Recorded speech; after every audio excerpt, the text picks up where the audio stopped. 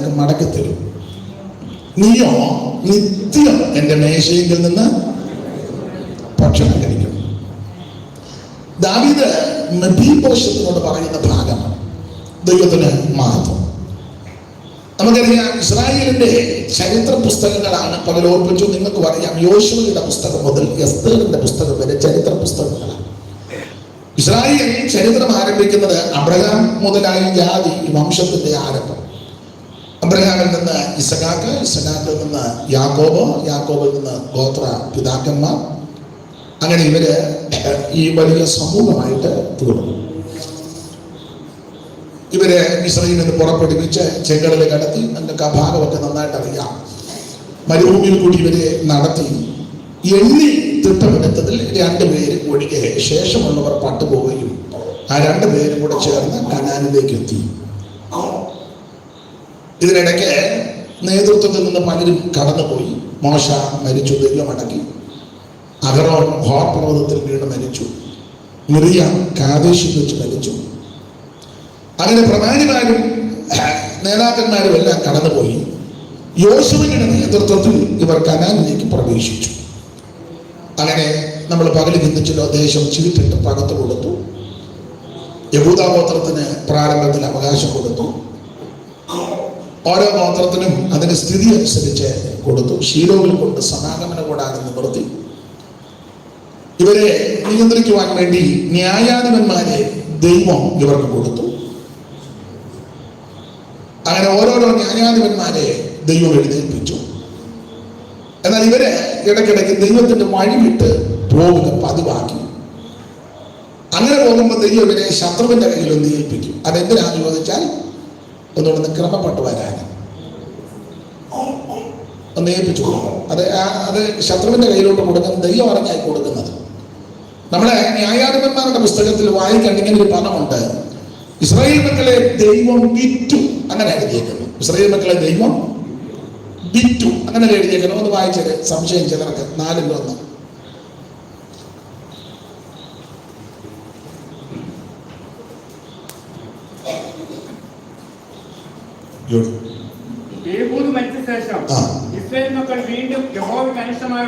അപ്പൊ ഇടങ്കനായ യേഹൂദ മരിച്ചു. അപ്പൊ ഇവർ വീണ്ടും ദൈവത്തിന് ഇഷ്ടമില്ലാത്തതെല്ലാം ചെയ്യുക.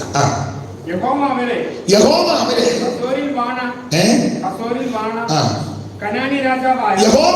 കസോരിൽ വാണ കനാനി രാജാവാകുന്ന യാബീന് വിറ്റു. അത് നല്ലൊരു പ്രയോഗമാണ്. ദൈവം ഇവരെ വിറ്റു. അതെന്തിനാ വിറ്റത്?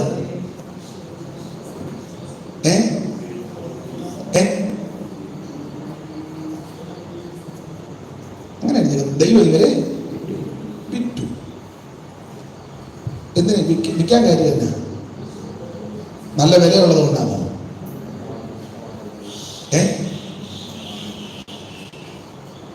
ഒരു ഉദാഹരണം പറയുമ്പം ചിലപ്പം കാര്യം മനസ്സിലാകും. പാസ്റ്റിന്റെ പേരെങ്ങനെ? മണി പാസ്റ്റ്. വീലറാണോ 4 വീലറാണോ? 4 വീലർ. എന്തൊക്കെ മാരുതി. അപ്പൊ ഇദ്ദേഹത്തിന് ഈ മാരുതിയുണ്ട്. അപ്പൊ ഞങ്ങളാകുമ്പോൾ കുഴപ്പമില്ല. പക്ഷെ ഈ വണ്ടി പുള്ളിക്ക് വലിയ പ്രയോജനം ചെയ്യുന്നില്ല. ഇടയ്ക്കിടയ്ക്ക് നിന്ന് പോവുക, ഉദ്ദേശിക്കുന്ന സമയത്ത് ചെല്ലണ്ടെടുത്ത് ചെല്ലാതെ വരിക, കൂടെ ഇഞ്ചൻ പണി നടക്കുക. എനിക്ക് വണ്ടിയുടെ എല്ലാ കാര്യങ്ങളും അറിയത്തില്ലെങ്കിൽ അങ്ങനെ വണ്ടി സംബന്ധമായിട്ട് പുള്ളിക്ക് എന്നും നഷ്ടമാണ്. കൂടെ വർക്ക്ഷോപ്പിൽ കയറ്റുക, മെയിൻ റോഡിന് അടുക്ക് പെട്ടെന്ന് നിന്ന് പോവുക, പുറകെ വരുന്നവരെല്ലാം പുള്ളി അനാവശ്യം പറയുക. അപ്പൊ അങ്ങനെയൊക്കെ കൂടെ പണിയും ബുദ്ധിമുട്ടും ആകുന്നു. പുള്ളിക്ക് ഈ വണ്ടി കൊണ്ട് യാതൊരു ഗുണവും ഇല്ല. അപ്പൊ ഇവിടുത്തെ പാസ്റ്റോ ജെമിഷാമുവലവர்களോ ഈ കർത്തദാസനോ അദ്ദേഹത്തെ സ്നേഹിച്ചിട്ട് പറയും, മണി പാസ്റ്റേ ഒരു കാര്യം കിട്ടുന്ന വിലയ്ക്ക് വിൽക്കുക. കാരണം ഇത് കൈ വെച്ചോണ്ടിരുന്നാൽ നിങ്ങൾക്ക് പിന്നെ നിങ്ങൾക്ക് ഈ വണ്ടി കൊണ്ട് യാതൊരു ഗുണവും ഇല്ല. നിങ്ങൾ ഉദ്ദേശിക്കുന്ന ഒരു കാര്യം നടക്കുന്നില്ല. ഈ വണ്ടിയെ നിങ്ങൾക്ക് ഉദ്ദേശിക്കുന്ന സമയത്ത് പോകാൻ ഒക്കുന്നില്ല. കണ്ടമാനം ഡീസലൊക്കെ പെട്രോൾ അത് പോകുന്നു. അപ്പം അതുകൊണ്ട് കിട്ടുന്ന വിലയ്ക്ക്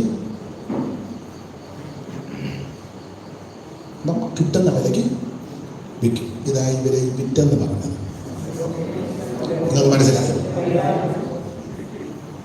ഇസ്രായേൽ മക്കളെ കൊണ്ട് ദൈവത്തിന് യാതൊരു ഗുണവും ഇല്ല. ദൈവം യാബിനോട് പറഞ്ഞ് കിട്ടുന്ന ഇഷ്ടമുള്ള വില തന്നാൽ അത് മേടിച്ചോളാൻ പറഞ്ഞു. പിണങ്ങായിരിക്കാൻ ഒരു കാര്യം പറയാം, പിണങ്ങാനും കുഴപ്പമില്ല, ഞാൻ 9 പോകും. പെന്തക്കോസ്തിൽ 98% ആൾക്കാരെ വിധവരാണ്.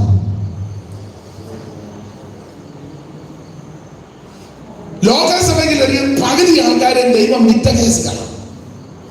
കാരണം ദൈവത്തിന് യാതൊരു പ്രയോജനം ഇവരെ കൊണ്ട് കൈയടിക്കുകയില്ല, പാട്ട് പാടുകയില്ല, സ്തോത്രം പറയുകയില്ല, സ്തോത്രകാഴ്ച ഇടുകയില്ല. അത് പിന്നെ ഇതിന് കുഴപ്പമില്ല. ഒരു ലഘുലേഖ ഇന്നുവരാർക്കും കൊടുത്തിട്ടില്ല, അടുത്തുള്ളവരോട് സുവിശേഷം പറഞ്ഞിട്ടില്ല, യോഗത്തിന് കൃത്യമായിട്ട് വരികയില്ല, കർത്താവിൻ്റെ വേലയ്ക്ക് ഇന്ന് ചുമല് കൊടുക്കുന്നില്ല, ആത്മീയമായിട്ട് യാതൊരു ഗുണവും ഇല്ല. പിന്നെ തലമുറകളായിട്ട് ഈ സഭയായിട്ട് ബന്ധപ്പെട്ട് നിൽക്കുന്ന സെമിത്തേരിക്ക് കാശ് കൊടുത്തു, ഹോളിലൊരു പാനം മേടിച്ചിട്ട് കൊടുത്തു, ഈയിടെ ഇച്ചിരി പൈസ കൊടുത്തു. പിന്നെ തന്നെ വേറെ സഭക്കാർ വരെ എടുക്കത്തുമില്ല എന്നറിയാം, കക്ഷി ചെയ്യുന്നതാണ്. അങ്ങോട്ട് ഇടയ്ക്ക് ചെന്നതാണ്. അവരെ പറഞ്ഞ് നിങ്ങൾ അവിടെ സഭയിൽ അടി ഉണ്ടാക്കിയ ആൾക്കാരില്ല, അതുകൊണ്ട് വേണ്ട, അവർക്കും പേടിയായി. അപ്പം ഇനി പോക്കടമൊന്നും ഇല്ല, ആർക്കും വേണ്ട. അപ്പം അതുകൊണ്ട് എന്നാൽ പിന്നെ മരിക്കുന്നത് വരെ ഇവിടെ തന്നെ കൂടാം. പക്ഷെ ദൈവത്തിന് ഇവരെ കൊണ്ട് യാതൊരു പ്രയോജനവും. നിങ്ങൾ എന്നെ ഇങ്ങനെ തുറച്ചു നോക്കുന്നത്, ഞാൻ ഇസ്രായേലിന്റെ ചരിത്രമല്ലേ പറഞ്ഞേ. നിങ്ങളെല്ലാവരും എന്നെ ഇങ്ങനെ രൂക്ഷമായിട്ട് നോക്കുകയും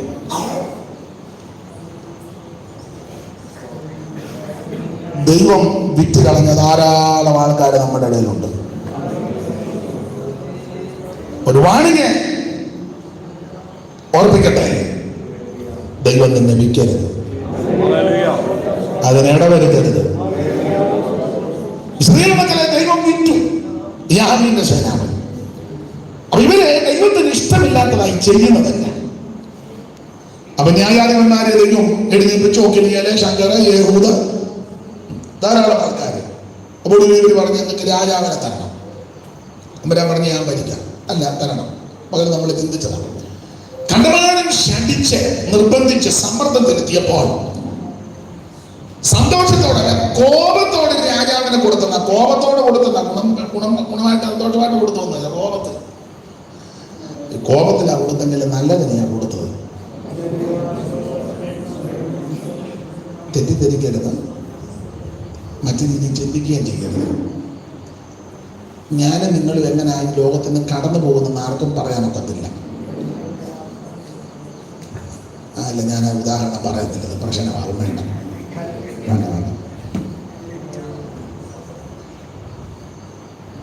നശിക്കാനാ കൊടുത്തെങ്കിലും ദൈവം നല്ലതിനെയാ കൊടുത്തത്.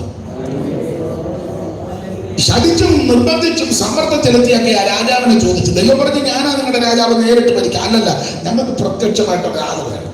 പിടിച്ചോ. ഇസ്രായേലിന്റെ പുരുഷന്മാരെ ഇറക്കി നിർത്തിയാൽ തോൾപ്പൊക്കെ വളരുന്നത് നല്ല ഫിഗറാണ്. ചൂണ്ടിക്കാണിച്ചാൽ വരെ ആളുണ്ട്, ഞങ്ങളുടെ പ്രസിഡന്റ്. തോൾപ്പൊക്കെ വളരാണ്. കാശുണ്ട്, കാരണം കീശിന്റെ മകനാണ്. കീശിന്റെ കയ്യിൽ ഇഷ്ടം പോലെ കാശും. ബെന്യാമിൻ ഗോത്രക്കാരനാണ്. കുറഞ്ഞ കക്ഷികൾ കടിച്ചു കീറുന്ന ചെന്നായുടെ പ്രകൃതിയാണ്. അപ്പൊ എല്ലാം കൊണ്ട് നല്ല നിലയിലാണ് ദൈവം രാജാവിനെ, പ്രഥമ രാജാവിനെ കൊടുത്തുള്ളൂ. നിങ്ങളെ വചനം ധ്യാനിക്കുന്ന ചിലരുണ്ട്, പഴയ ആൾക്കാരൊക്കെ ഉള്ളത് നിങ്ങൾക്ക് ചിലർക്കറിയാം, വചനം പഠിക്കുന്നവർക്ക്. ഇസ്രായേലിന്റെ ചരിത്രം പഠിക്കുമ്പോൾ ഈ ഇസ്രായേലിന്റെ പ്രഥമ രാജാവ് ഏത് ഗോത്രത്തിൽ നിന്നാണ് വന്നത്? ഇസ്രായേലിന്റെ പ്രഥമ രാജാവ് ഉറക്കം പറ, ഉറക്കം പറഞ്ഞു. ബെന്യാമീൻ ഗോത്രത്തിൽ നിന്ന്. എന്നാൽ ഇസ്രായേലിന്റെ ചരിത്രം പഠിക്കുമ്പോൾ, ഗോത്രങ്ങളെ പറ്റി പഠിക്കുമ്പോൾ, രാജാവ് വരേണ്ടത് ഏത് ഗോത്രത്തിൽ നിന്നാണ്? യഹൂദയിൽ നിന്നാണ്. യഹൂദയിൽ 4 രാജാക്കന്മാർ വരേണ്ടത്. ഈ യാക്കോബിന് ലേയായി കൂടി ആദ്യം 4 പിള്ളേര് ജനിച്ചു. രൂബേന്, ശിമയോൻ, ലേവി, യഹൂദ. മൊത്തം 12 മക്കളില് 6 പിള്ളേര് ലേയായി കൂടി ജനിച്ചു. 2 എണ്ണം റാഗേലിൽ കൂടി ജനിച്ചു. 2 എണ്ണം ദാസിമാര് ബിൽഗയെ കൂടെ ജനിച്ചു. 2 എണ്ണം ശില്പയെ കൂടെ. പിന്നെ ഒരു പെങ്കൊച്ച്, അത് ലേയായി പ്രസവിച്ചു. അങ്ങനെ മൊത്തം ലേയായി 7 പിള്ളേര്. ഞാൻ കഴിഞ്ഞ ദിവസം ചർച്ചിൽ ആ ഭാഗം എടുത്തപ്പോൾ ഞാൻ പറഞ്ഞു, നിങ്ങൾ ആ പിള്ളേരുടെ പ്രകൃതിയൊക്കെ നോക്കണം. രൂപേൻ മൂത്തവൻ, ശിമയോൻ അവന്റെ അനിയൻ, ലേവി അതിന്റെ ഇളയത്, യഹൂദ അതിന്റെ ഇളയത്. യഹൂദ എന്ന വാക്കിന്റെ അർത്ഥം സ്തുതിയെന്ന്. അപ്പോൾ ഇസ്രായേലിലെ ഗോത്രങ്ങളെ പറ്റി പഠിക്കുമ്പോൾ രൂബേൻ ഗോത്രം, രൂബേന് ജ്യേഷ്ഠാവകാശം ലഭിക്കേണ്ടതാണ്. ശിമയോന് പ്രഭുസ്ഥാനമാണ് ലഭിക്കേണ്ടത്, പ്രഭുത്വങ്ങൾ. ലേവിക്ക് പൗരോഹിത്യം ലഭിക്കണം. യഹൂദയിൽ നിന്ന് രാജാക്കന്മാരും വരണം. അതിന്റെ ഒരു വേദപുസ്തക വെളിച്ചത്തിലുള്ള ഒരു ഓർഡറാണ്. കാരണം യാക്കോബ് ഗോത്ര സമുച്ചയങ്ങളെ ഭാവികാലം സംബന്ധിച്ച് അനുഗ്രഹ വചസ്സ് പറയുമ്പോൾ ഇങ്ങനെ വായിക്കുന്നത്, യഹൂദയെ സഹോദരന്മാർ തന്നെ പുകഴ്ത്തും. ആ 49 10 വാക്യമല്ലേ ഒന്ന് വായിച്ചത്. ഉൽപ്പത്തി, ഞാൻ പറയുമ്പോൾ ഭാഗം വേദപുസ്തകത്തിൽ തിട്ടമുള്ളവരിന്ന് എടുത്ത് പെട്ടെന്ന് വായിച്ചാൽ നമുക്ക് സമയം ലാഭിക്കാം. വായിച്ചോ, ഉറക്കെ വായിച്ചോ മോളെ. യഹൂദ ഒരു ബാലസിംഹം.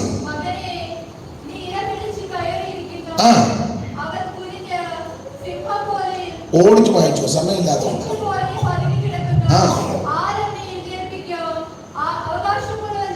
അവകാശമുള്ളവൻ വരുവോളം ചെങ്കോല യഹൂദയിൽ നിന്നും രാജ്യത്തിന്റെ കാലുകളുടെ ഇടയിൽ നിന്നും നീങ്ങി പോകത്തില്ല. അപ്പോൾ കുഴപ്പമില്ല, വായിക്കുന്നുണ്ടെങ്കിലും മതി മതി മതി മതി. അപ്പോ ഈ വാക്യത്തിന്റെ വെളിച്ചത്തിൽ രാജാക്കന്മാര് ഭരണത്തിനായിട്ട് വരേണ്ടത് യഹൂദ ഗോത്രത്തിൽ നിന്ന്. അവകാശമുള്ളവൻ വരുവോളം ചെങ്കോൽ യഹൂദയിൽ നിന്നും രാജതണ്ടവന്റെ കാലുകളുടെ ഇടയിൽ നിന്നും എന്ന് പറയാം. അവകാശമുള്ളവൻ യേശുക്രിസ്തുവാൻ, രാജാവ് രാജാവ്. അവിടുത്തെ ഭരണത്തിനായി വരുന്നത് വരെ ഇസ്രായേലിനോട് ബന്ധപ്പെട്ട്, യഹൂദ ജനത്തോട് ബന്ധപ്പെട്ട് യഹൂദ ഗോത്രത്തിൽ നിന്ന് വേണം രാജാക്കന്മാർ ഭരിക്കാൻ. അപ്പൊ യഹൂദയിൽ നിന്നാണ് രാജാക്കന്മാർ വരുന്നത്. പക്ഷെ ആദ്യം വന്നത് ഏത് ഗോത്രത്തിൽ നിന്നാണ്? ബെന്യാമീൻ. അപ്പൊ കുഞ്ഞിന് നന്നായിട്ട് ചുമയുണ്ടല്ലോ, ഫാനിന്റെ കാറ്റടിക്കുന്ന ആണോ? കുഴപ്പമൊന്നുമില്ലല്ലോ. അപ്പൊ ശ്രദ്ധിക്കുക, യഹൂദ ഗോത്രത്തിൽ നിന്നാണ് രാജാക്കന്മാർ വരുന്നത്. പക്ഷെ വന്നത് ഏത് ഗോത്രത്തിൽ നിന്നാണ്? പ്രാരംഭത്തിൽ ബെന്യാമീൻ ഗോത്രത്തിൽ. അല്ലാതെ യഹൂദയിൽ നിന്ന് വരാനതും ബെന്യാമീനിൽ നിന്ന് വരാനും കാരണം വ്യവസ്ഥ വച്ചിരിക്കുന്ന യഹൂദയിൽ നിന്ന് വരണമെന്നാണ്. യഹൂദയിൽ നിന്ന് വന്നില്ല, ബെന്യാമീൻ ഗോത്രത്തിൽ നിന്നാണ് വന്നത്. ഒരു ചാൻസും ഇല്ലാത്ത ഗോത്രത്തിൽ നിന്നാണ് രാജാവ്. കാരണം ആദ്യത്തെ രാജാവ് ബെന്യാമീൻ ഗോത്രത്തെ കീശിന്റെ മകൻ ശൗൽ.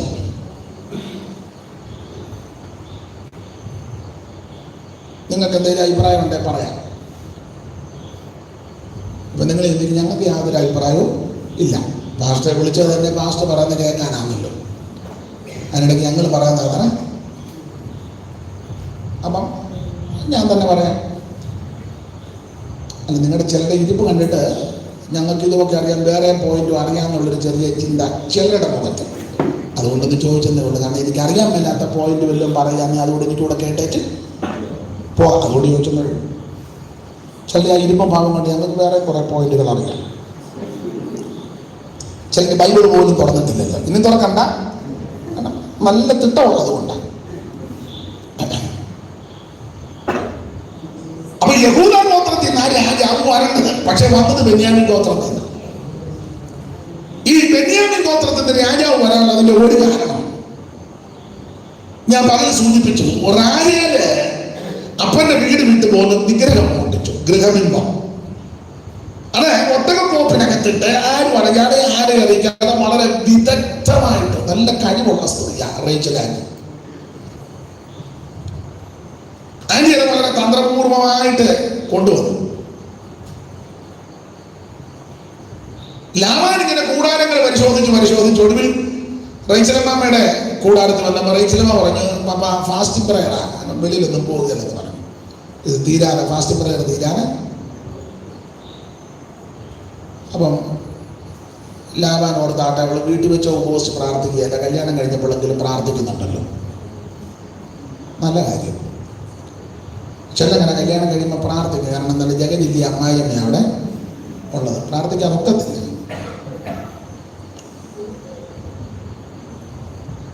അപ്പൊ ഇവിടെ അപ്പനോട് പറഞ്ഞു, എനിക്ക് വെളിയിലോട്ടൊന്നും വരത്തില്ല, പാടില്ല. ലാബാനങ്ങ് പോയി. സൂത്രം ഒപ്പിച്ച് കള്ളത്തരം നടന്നു. എല്ലാം വിവരിക്കുന്നില്ല. നാളുകൾ കഴിഞ്ഞു. യാക്കോബും കുടുംബവും എല്ലാം കൂടെ സുക്കോത്ത് വന്ന് പാർത്തു. ഞാൻ പകൽ ഉറപ്പിച്ചിട്ടോ, വീട് പണിതു, കന്നുകാലിക്ക് തൊഴുത്തുമൊക്കെ കെട്ടി, ബിസിനസ്സും എല്ലാം നന്നായി. ഈ സുക്കോത്തിലെ ജീവിതത്തിൽ ഒത്തിരി അപാകത വന്നു. 2 പിള്ളേര് ശിമയോനും ലേവിയും അപ്പനെ നാറ്റിച്ചു. നമ്മൾ രാവിലെ വായിച്ച ആ വാക്യം 34-ന്റെ 30-ാം വാക്യമാണ്. ഈ ദേശനിവാസികളാകുന്ന കനാന്യരുടെയും പേഴ്സരുടെയും മുമ്പ് നിങ്ങൾ എന്നെ നാറ്റിച്ചു, വിഷമത്തിലാക്കിയെന്ന്. അങ്ങനല്ലേ 34-ന്റെ 30. അപ്പോൾ യാക്കോബ് ശിമയോനോടും ലേവിയോടും ഈ ദേശനിവാസികളാകുന്ന കനാന്യരുടെയും ഇടയിൽ നിങ്ങൾ എന്നെ നാറ്റിച്ചു, വിഷമത്തിലാക്കി. നിങ്ങൾ എന്നെ നാറ്റിച്ച് വിഷമത്തിലാക്കി. എങ്ങനെയുണ്ട് സുഖത്തിലെ ജീവിതം? നാറ്റ കേസായി. അപ്പനെ നാറ്റിച്ച് രണ്ടാണ് ശിമയോനും ലേവി. പെൺകൊച്ചിന്റെ കാര്യം അറിയാമല്ലോ.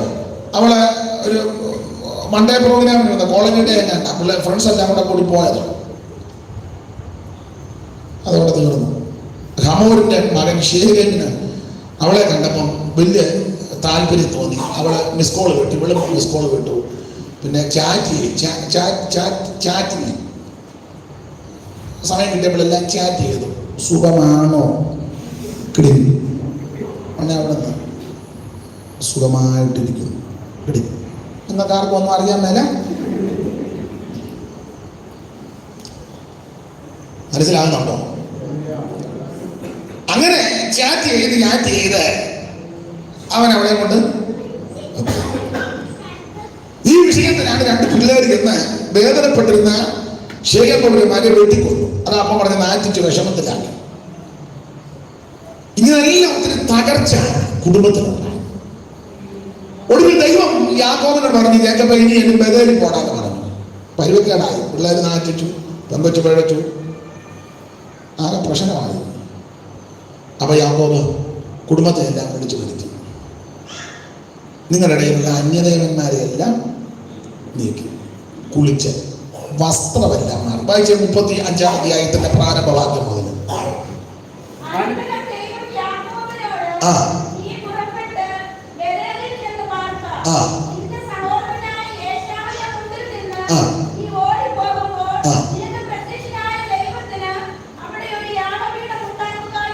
നീ പണ്ട് ഓടിപ്പോന്നപ്പോൾ പ്രത്യക്ഷനായ ദൈവമുണ്ടല്ലോ, ലൂസിൽ വെച്ച് പ്രത്യക്ഷപ്പെട്ട ദൈവത്തിന് അവിടെ ഒരു യാഗപീഠം പണിയണം. കാരണം നീ തീരുമാനമെടുത്തത് ആ യാഗപീഠം പണിയാണ്.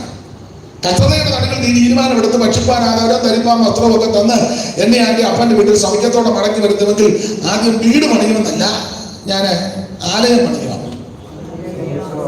നമ്മൾ നേരെ തിരിച്ച് ആദ്യം നമ്മൾ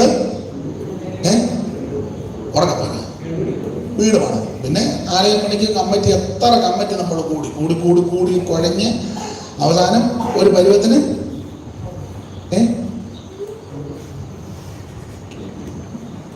നിങ്ങൾ ഉടക്കുണ്ടാക്കരുത്. യാക്കോബ് ആദ്യം ഞാൻ വീട് പണിതു. അവൻ 2 കഷ്ടതയുടെ നടുവിൽ എടുത്തത് ഞാൻ ഓള് പണിതാണ്. അപ്പൊ തമ്പുരാൻ പറഞ്ഞു, ഇനിയെങ്കിലും ചെല്ലേ, ബഥേലിൽ പോകും. കുടുംബത്തിനാകെ തകർച്ച വന്നില്ലേ, ആകെ കുഴഞ്ഞില്ലേ, ദേശത്ത് നാളെ നിൽക്കുക ബഥേലിൽ. അപ്പോൾ യാക്കോബ് തന്റെ കുടുംബത്തെ എല്ലാം വിളിച്ചത് വായിച്ചില്ലേ?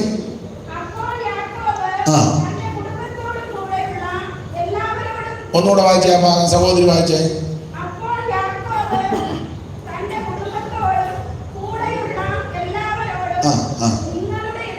അപ്പോൾ യാക്കോബ് തന്റെ കുടുംബത്തോട് കൂടെയുള്ള എല്ലാവരോടും നിങ്ങളുടെ ഇടയിലുള്ള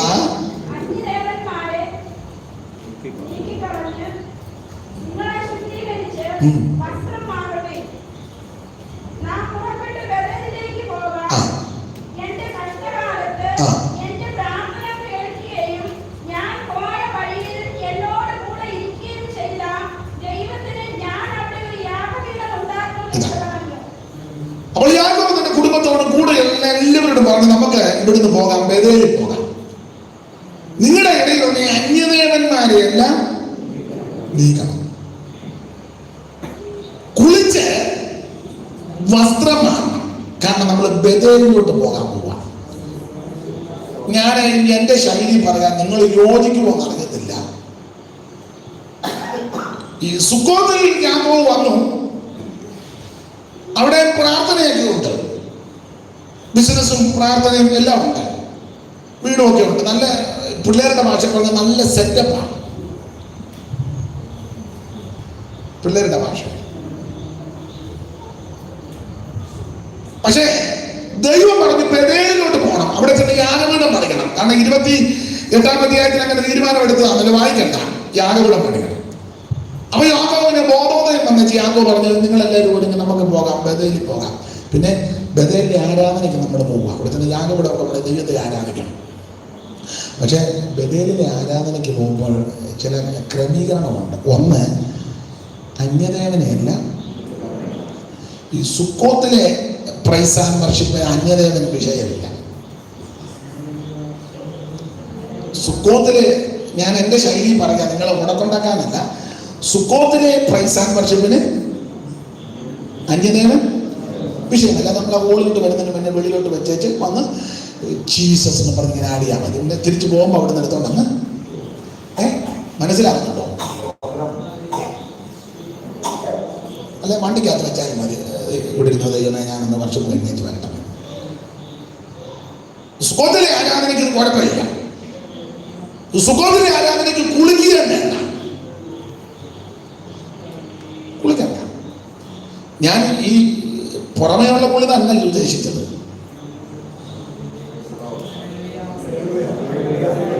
ശുദ്ധിക്കായി നീ യേശു സമീപേ പോയോ, കുളിച്ചോ കുഞ്ഞാട്ടിൻ രക്തത്തിൽ, പൂർണ്ണാശ്രയം ഈ നിമിഷം തൻ കൃപാതന്നിൽ.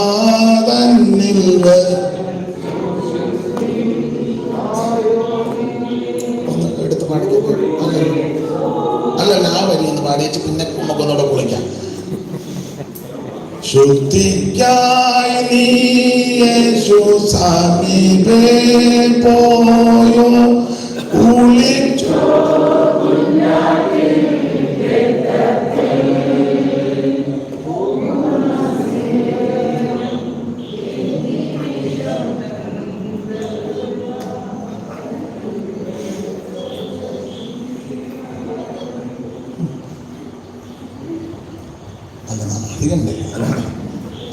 ഈ ഞങ്ങളുടെ നാട്ടിൽ പറഞ്ഞിട്ടുണ്ട്, കൂട്ടത്തിൽ പാട്ടും മിക്കതും അതാണ്. ശുദ്ധിക്കായി നീ യേശു സമീപേ പോയോ, കുളിച്ചോ കുഞ്ഞാട്ടിൻ രക്തത്തിൽ, പൂർണ്ണാശ്രയം ഈ നിമിഷം തൻ കൃപാ തന്നിൽ വെച്ചോ, ശുദ്ധിയായോ നീ കുളിച്ചോ കുഞ്ഞാട്ടിൻ ആത്മശുദ്ധി നൽകും രക്തത്തിൽ, ഹിമപോൽ നിഷ്കളങ്കമോ നിൻ ആംഗി കുളിച്ചോ കുഞ്ഞാട്ടിൻ രക്തത്തിൽ. അപ്പൊ ഈ സുക്കോത്തിലെ ആരാധനയ്ക്ക് അന്യദേവനൊന്നും വിഷയമല്ല. ഏത് ദേവനെ കൊണ്ടുവന്ന് ആരാധിക്കാം. സ്തോത്രം. സുക്കോത്തിലെ ആരാധനയ്ക്ക് അല്ലെ സുക്കോത്തിലെ പ്രൈസ് ആൻഡ് വർഷിപ്പിന് കുളിക്കുവൊന്നും വേണ്ട. ഇത് പറഞ്ഞാൽ രക്ഷിക്കപ്പെട്ടില്ലെങ്കിലും കുഴപ്പമില്ല, സ്നാനപ്പെട്ടില്ലെങ്കിലും കുഴപ്പമില്ല, വേർപാട് പാലിച്ചില്ലെങ്കിലും കുഴപ്പമില്ല.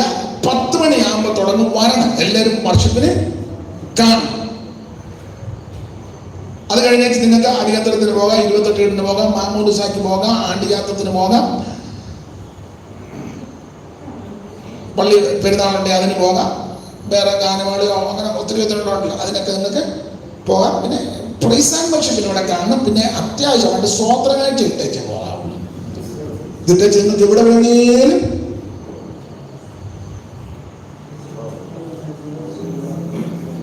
നിങ്ങൾക്ക് മനസ്സിലാകാതെയാണോ? സ്തോത്രം. എവിടെ പോവാ മക്കളെ? നിങ്ങൾ എവിടെ പോവാം? അവർക്ക് വെളിയിൽ പോകണം. വെള്ളം കൊടുത്തേച്ച് രണ്ടുപേരും പെട്ടെന്ന് കുടിച്ചു വെച്ചു. അപ്പൊ ഈ സുക്കോത്തിലെ ആരാധനയ്ക്ക് അന്യദേവനെ നീക്കണ്ട.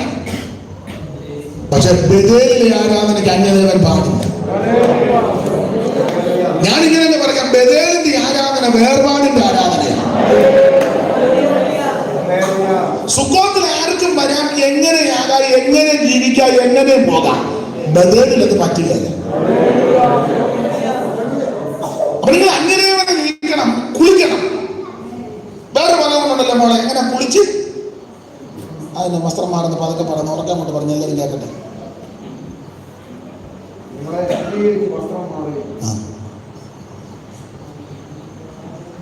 വസ്ത്രം ഒന്നും എന്ന് പറഞ്ഞ സുക്കോത്തിലെ ആരാധനയ്ക്ക് ഏത് വസ്ത്രവും പറ്റും. ബഥേലിന്റെ ആരാധനയ്ക്ക് അത് പറ്റുകയില്ല. സുക്കോത്തിലെ ആരാധന തന്നെ മോഡലാണല്ലോ. മനസ്സിലാകുന്നുണ്ടോ? ചിലയിടങ്ങളിൽ ഞായറാഴ്ച എല്ലായിടത്തും അല്ല, ചിലയിടങ്ങളിൽ പറഞ്ഞ വസ്ത്ര പ്രദർശനത്തിന് തന്നെ നമ്മൾ പേപ്പറിലൊക്കെ പോലെ ശ്വാന പ്രദർശനം എന്ന് പറഞ്ഞ പോലെ ശ്വാന പ്രദർശനം. മനസ്സിലായി?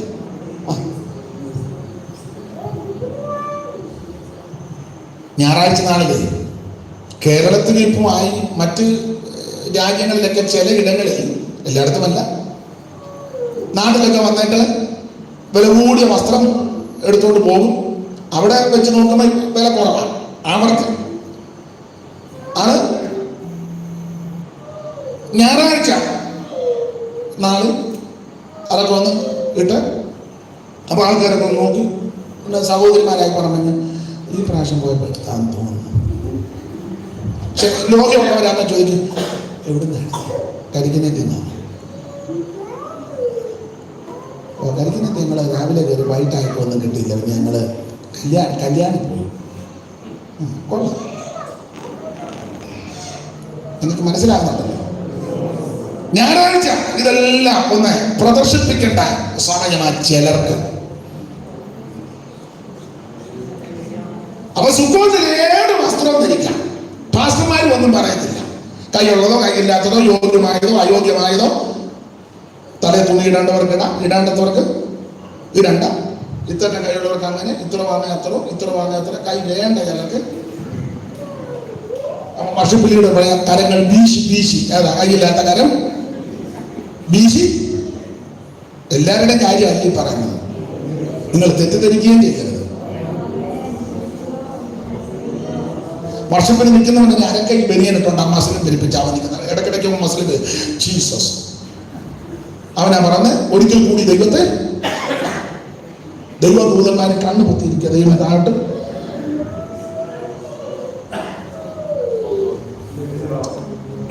നിങ്ങൾക്ക് മനസ്സിലാകുന്നുണ്ടല്ലോ. ചില സമയങ്ങളിലൊക്കെ ഞായറാഴ്ചത്തെ ആരാധനയ്ക്ക് വരുമ്പം ചിലരെ നമുക്ക് ലജ്ജാകരമാണ്.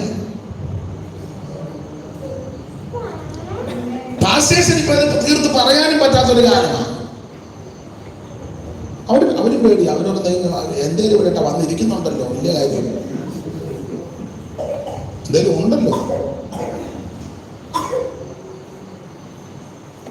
ഞാൻ ആ ഭാഗം അധികം കുഞ്ഞുമായിട്ട് വേണേ പുറകോട്ടൊന്ന് പോയിരിക്കുന്നത് നല്ലതാണ്. കുഞ്ഞ് നന്നായിട്ട് ചുമയ്ക്കുന്നു. മറ്റു കുഞ്ഞുങ്ങളും ഉണ്ടല്ലോ. അല്ല തല അങ്ങോട്ടോ കുഴപ്പമില്ല. കുഴപ്പമില്ല, അവിടെ ഇരുന്ന് വരുന്നുണ്ട്. ആകാന്ന്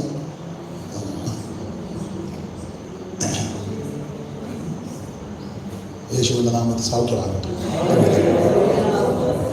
സ്തോത്രം. അപ്പൊ സുക്കോത്തിലെ ആരാധനയ്ക്ക് ഏത്